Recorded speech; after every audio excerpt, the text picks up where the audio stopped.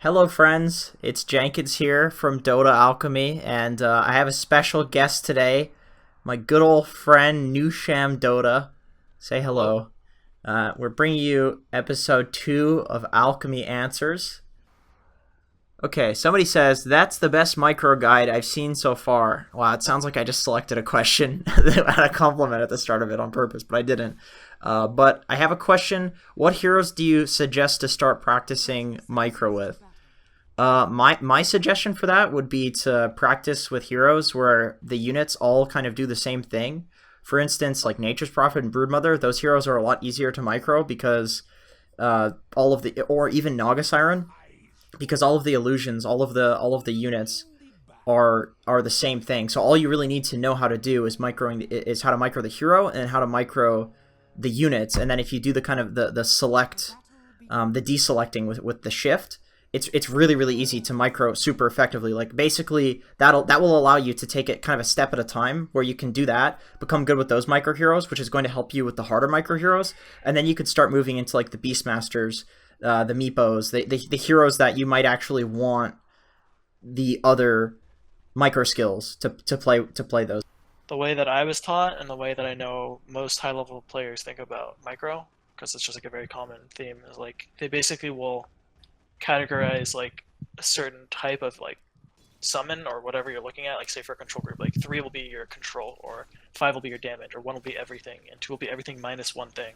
So for example, in like Warcraft 3, which is obviously where like Dota comes from, like the most common way to play was 1 would be your army, and 2 would be your army minus your hero. But I know there's still a lot of people who do this anyway. For example, like Meepo, I know like No Tail, I'm pretty sure his buttons are what I use, and it's 1 would be all your Meepos, 2 would be all your Meepos minus your main one. So like for example, if you're going to poof on someone, you'd press 2 and then do your poof combo and then blink in on your main guy. And then after that, you just do one control group for each individual thing. So like 3, 4, 5, 6 will just be 1, 2, 3, 4. Or sorry, 1 would be F1, and then 2, 3, 4, 5 would be 3, 4, 5, 6. It's a little confusing because they're off by 1, but I think With the easiest thing to share with people that will help them learn micro heroes, if say someone's trying to learn Enchanter or Enchantress particularly, is one of the easiest ways to micro those heroes is you have a button, whether it's, for example, I do control group 1, and they'll control everything. Just having a button that controls everything. So for example, if anything, I waste the keybind, so it's better to just have select all units bound and like get used to using that. And then having one that's just all your summons minus your hero is really important as well, in my opinion. So you can micro your hero around. So like for example, say you want to just dive a tower, right? If anything, a lot of people kind of look at creeps as like a big meat shield. You can kind of just like click them into the tower and not worry about it. But you don't really want to be doing that with your own hero, right? Because like obviously you run the risk of just killing yourself, which is way more valuable than your creeps probably. And then yeah, so what I meant by like the categorizing your creeps, like for example on Chen or Enchantress, like 3 and 4 will always be my setup. Like usually you want to do it in like a numerical order of how you want to be pressing your buttons. So for example, if say I wanted to troll net someone into a centaur stomp, right? You would do what's first. So again, you want to troll net them first, so that would be 3. And then 4 would be your centaur, so you're going to follow that up. And then after that, 5 and 6 is usually your useless creeps, so that they're at least bound. But some people don't even waste keybinds on that. You don't have to. Technically, you can just use, control Damn, all. dude, Because for that's a example, dank 5 and setup. I 6. didn't know you did that. That's pretty intense. That's actually something I'm gonna start doing So in the order. so you just set it up in an order, yes. So Yeah, 3, 4, that's 5. smart. So for example, it's like you net them into a centaur stomp, into another centaur stomp, or like for example an Ursa clap. Typically, you like because of how the creeps work and like prioritization with like how you want your creeps to be used. Typically, 5 and 6 are going to be useless or farming creeps. So for example, 5 and 6 are usually going to be like alpha wolves, ogres, harpy creeps. I don't know, ancients with just auras, or like satyrs. Satyrs is most common. I have on 6 or 5, or wildkins. So for example, if I have like 3 centaurs, right? Instead of doing 4, 5, 6 for each centaur, they'll just do 4 would equal all centaurs. Hmm. So you can just do 4 Q tab Q tab Q and like chain it that way. But sometimes the risk you run with doing that, and why I stopped doing that, is because say you have all your centaurs in one control group. When you go to follow up your stun, what if you press 4 and you stun, but the centaur you picked Isn't the happened to be right the one one? in the back? Yes, Yeah, yeah. exactly. That's like the That big makes risk you sense. run. Yeah, that makes sense. But for shit like wildkins, it's actually it's fine to do because you're not gonna miss it, right? So like Yeah, you missed press the like tornado. so for example, you like press 5 and then you just Q tab, Q tab, Q tab, and then once you spawn all the tornadoes, you box all the tornadoes up. You can actually double click the tornadoes and it'll select all of them. Same with any creep, by the way. If you double click any creep, it'll select all units that are the same. So like if you double click a centaur, you'll get all your centaurs. So anyways, if you double click your wildkin tornadoes or you box them, you can put that on 6 so that you can move them around, you know what I mean? So you can press 6, right click it on someone. Press 6, move them around. Micro's pretty intense, honestly. It just depends on the hero. I even like with Lycan, it's even something I had to get really good with, or else you're just not.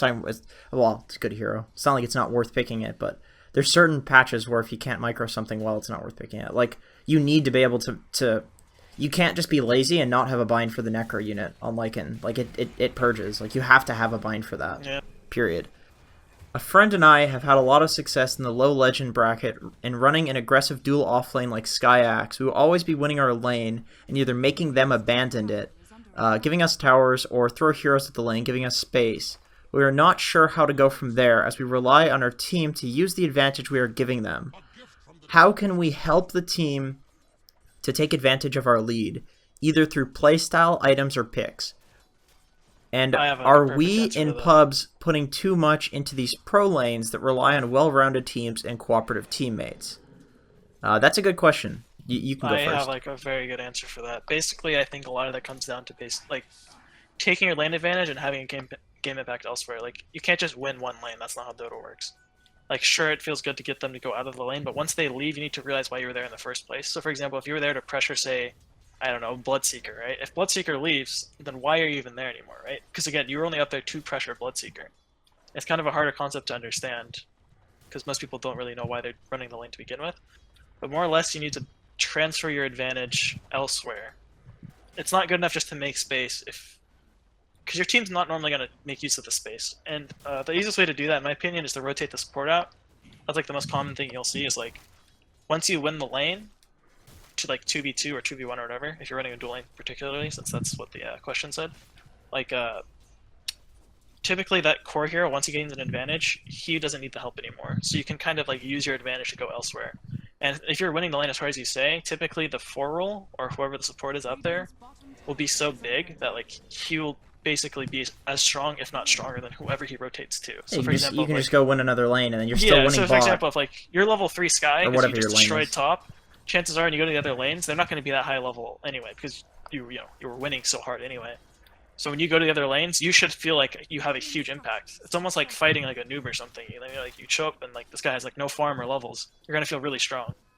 And basically, it's just the main emphasis is to just transfer your advantage elsewhere, because putting too much focus in one area of the map is typically not the way to play. Yeah, I think it's just it's a matter of getting a pretty good gauge on it just by playing a lot. It's not something that's like super easy. A lot of the time you'll overstay your welcome in a lane as a 4-roll when you actually should have went somewhere else. But it's okay, because a lot of the time you're so huge that it doesn't really matter. Like for instance, I've played a lot of Pudge lately where I'll go into the offlane and there hits a point where I know I should leave, and sometimes I'll stay past that point, lose a bunch of HP, and then it's like, oh okay, I should just leave my offlaner here to CS, because there's no more like kill potential, you know what I mean? It's like, even if there is, who gives a damn? I would be better off, like I can roam now. There's a lot of reasons that I can leave, and it's not always like super obvious. So for the particular example that you're talking about with Skyaxe, Sky would obviously be the hero that rotates. But something I do want to say also, when you're playing the Axe in that lane, there's a certain timing where you would also want to rotate as well. So usually with Axe, you'll pick up a Vanguard, and you can occupy the enemy's kind of safe lane jungle area, which is going to result in them obviously getting a lot less farm, and then push the creep wave out, occupy the jungle. You can also take Ancients, which is really good.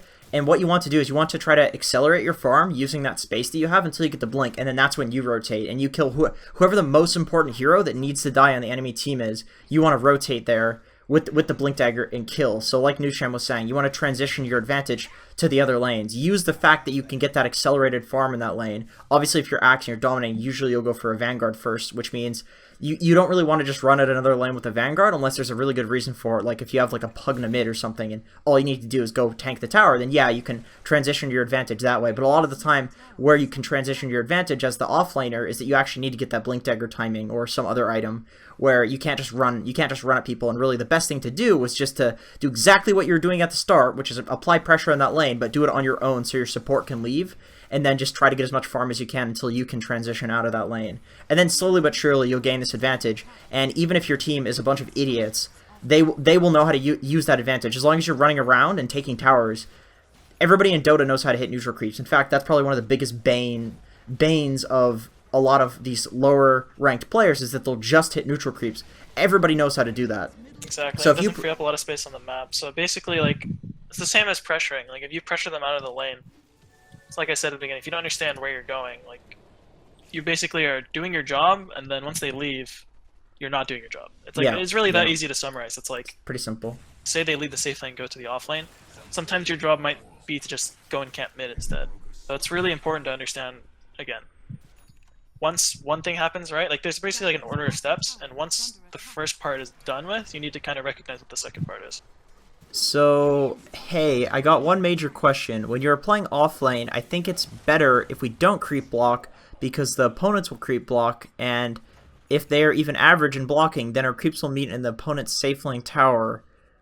As an offlaner, that's what we want, right? If I'm wrong, tell me where I made the mistake. I've tried that, believe me, I've tried that, but usually what happens is the carry's just blocking the creeps. He notices that his creep wave, or your creep wave, is going to go into his tower, so he just runs up and grabs the wave, because that's just how the timing works. So I would say that you probably don't want that, because then it's going to be right outside his tower, which is kind of the perfect position for the carry, since then you can't really kill the carry or apply a lot of pressure unless you're selling like a Skywrath. Like, you'd rather have a little bit of space between the wave and the tower, so that way you can be a huge bullock, you Wind Ranger or something like that, Doom with the Infernal Blade. Like, there's a lot of reasons you would want to walk up and hit a carry, but if they're like some ranged hero, they're just sitting under the tower, last hitting, but the tower's not hitting the creep wave, there's also like, a lot of safe laners who would rather farm under the tower than to be away from it. Like, it's basically safer for them and better for them overall to be there anyway. So I think it's so not too. You kind of give them what they want in a Yeah. sense, because like they're not expected to win the lane; they're just kind of getting creeps. They're not necessarily trying to win like level 1. But if it's like a dual lane where you're expected to fight each other, then yes, I think that's good. Yeah, I was gonna say actually, I do think though that pushing the very first wave is very, very good. Doing what you said in the question is not going to consistently put your wave in their tower, but hitting the creep wave will. Like if you can pressure a lane so much that you can just keep hitting the creeps without taking a lot of harass, and you can tank the creep wave without taking a lot of harass, then you're going to push your wave into their tower, which is going to give you level 2 before they get it. And a lot of the time, if you get level 2 before they get it, especially with something like a Sky Axe, it's almost, they can't recover from that. Like, it's really, really easy to pressure 2 level 1s if you have 2 level 2s. So I would say that, like, to kind of follow up on the question, not really an answer to the question, but it is good in the current patch if you're running dual off lanes to try to just whack the creeps. Honestly, even with both heroes, like, kill the range creep. Like, you want the wave to push into them. An easy way to basically, like, summarize what you're saying, too, that also helps with, like, the new patch. Basically, the neutrals don't spawn until minute, and typically when you push, you want to do that so you can pull the side. Obviously, people might block it with wards or whatever, but if they don't in general, I feel like Jenkins said pretty much pushing is usually better. Push and then pull. Yeah, so basically with that change in the patch where they don't spawn for a minute, I feel like doing it specifically, like, just because you asked very particularly on the first wave, I don't think it's as good as, say, it could have been. But obviously the creeps didn't work like that before, so. I've been seeing these kind of videos for some time, and this is on a top 5 heroes of the patch video. I've been seeing these kinds of videos for some time, but now I'm curious, would it be worth practicing these meta heroes even if I haven't played them before? I mean, there are also other guides that say that you should only have at most 20 heroes in your playlist, but what if these meta heroes aren't there? Would it still be worth practicing them? I think that it depends. I mean, patches, with the bi-weekly patches, they don't last very long, so you can get kind of screwed if there's none of your heroes in the meta, but there are definitely easy ones. There are definitely easy ones to learn. I would say focus on like one to two heroes. Like, for instance, I wasn't a great Wind Ranger prior to this patch, and I watched a bunch of replays, and I learned fairly quickly. But could I play everything as a 4-role this patch? That probably not, you know. But as long as you're picking a few, and you're just having realistic expectations about how quickly you can practice something, and you're watching replays and you're seeing what people do, and not kind of having that ego where it's like, oh, I'm just gonna go pub with it, you know. Like, because the thing is, when you learn one of these heroes with pubbing, it's like it take 100 pubs to learn, where you could just watch a replay and see exactly how it's played at a high level, and you can just replicate that. Even if you don't necessarily understand it, like you can do movements, and then you go into a pub, and then you understand, oh, this is why this happens. So I would say, yeah, just be realistic about your expectations. You can learn a few of the heroes, but I wouldn't necessarily try to go too ham. Like, I wouldn't do a bunch of heroes at once. I would kind of stick to like 1 to 3 heroes if you're looking to pub and also win MMR. Learn them and also win MMR. I don't know. What do you think? I think basically metas come and go. Learning a hero is never going to be a bad thing, but if, say, you're trying to play competitive or something and there's a rush, then maybe I can see it. But yeah, I think the biggest thing that I would take away from that is, I think you've actually talked about this before when you started playing competitive. Basically, the more heroes you add to your hero pool, like every meta, even if, say, Lycan's not meta next 2 patches, if you learned him on this patch, the next time he comes meta, well, there you go, you have Lycan in your repertoire. So I think it's really good to learn heroes that are meta at the time. Yeah, I think it is too. I just always try to remind myself to be realistic about like what I can actually play at a high level, because like for instance, something like Windranger, Leshrac, we were scrimming with BSJ the other day, and I played with him and I played Leshrac, so he's seen me go like 20-1 with Leshrac or something. But that's in a pub, right? So that's different. And when he asks like competitively can I play it, I think back to all of the games where we're playing against like really, really high level players, and would that be different? Like, would I know what to do? And my answer was kind of no. Like, I haven't, despite having a couple of really good games on it, I would say no, I can't play that at a high level. And that's just because I think that Leshrac is one of those heroes where I wasn't 100% confident on that hero coming into this patch, but he became really, really good. And there's just other heroes within this patch that I have focused a lot more time and practice and replay analysis and stuff learning, so I'm actually good with those ones, but like not everything in the patch. But once the meta changes and these heroes that I did learn become, like Newsham was saying, become more powerful again, like when Windranger becomes powerful again, I'll still be good at it.